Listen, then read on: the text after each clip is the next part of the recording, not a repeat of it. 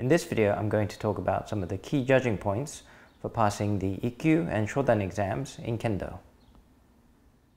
The first thing you have to understand about ranking examinations at this level is that the judges are looking for reasons to pass you, not to fail you. So if you show good basics, that's the most important thing. The key difference for the Ikkyu exam compared to all the exams that came before it is that in most federations, this will be the first time that you're expected to do tachiai, or free sparring.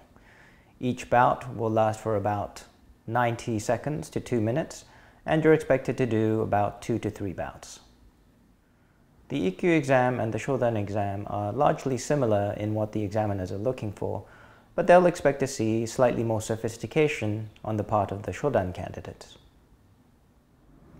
There are some online resources published by the various national federations, including an exam study guide published by the All-US Kendo Federation and a guide for dojo leaders and examiners published by the British Kendo Association. I'll put a link to those online resources in the description below, but quite frankly, they are very rough outlines of what's required.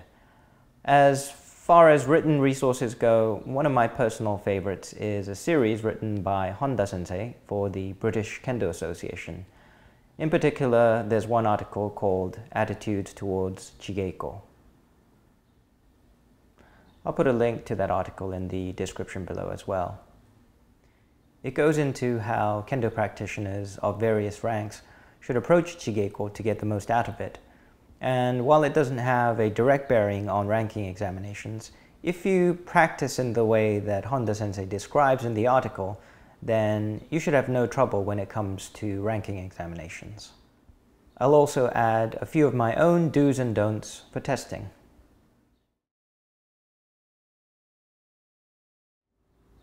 You'd be surprised at how many candidates have a feeble ki.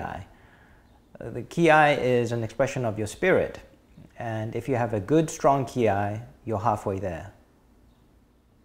You may think that you're doing ki loudly, but that's because you're hearing yourself inside your own men. Most exams take place in a large hall or a gym, so you really have to project your ki. And make sure you ki long enough. A lot of people ki briefly when they strike the target, but you should try to ki all the way through until you turn around and face your opponent. So try to use your ki as part of your zanshin.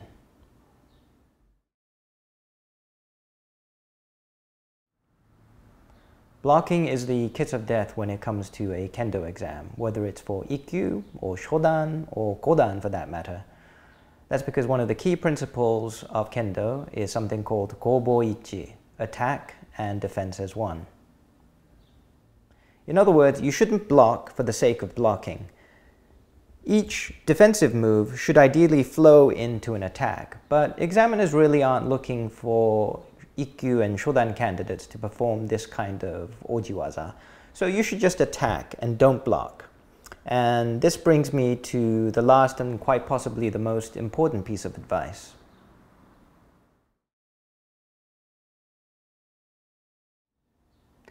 If you have to focus on only one thing during the tachiai portion of your exam, this should be it. A lot of people turn around too quickly after the attack, and that makes their zanshin look very weak. As a general rule, you want to move through far enough that when you turn around, you'll be at least at toma, if not further.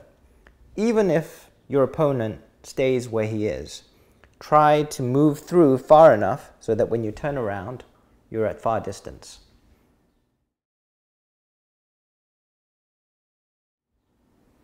When you're going into an exam, the key is to be confident, and one of the best ways to build confidence is to practice consistently. If you show up to an exam just because you've reached the minimum weighting requirement and you haven't been practicing consistently, then it should be no surprise to you if you fail. It's natural to be nervous when you're going into an examination, but if you find yourself becoming unduly anxious or lacking confidence, then that's probably a sign that you haven't practiced enough. I like to think of one's performance in Kendo as a deep reservoir of practice. Every time you do keiko, you're filling the reservoir a little bit. But if you don't practice, the level doesn't necessarily stay the same. It may not run dry immediately, but if you don't practice consistently, then you'll never really change the depth of your kendo. And remember, luck favors the well-prepared.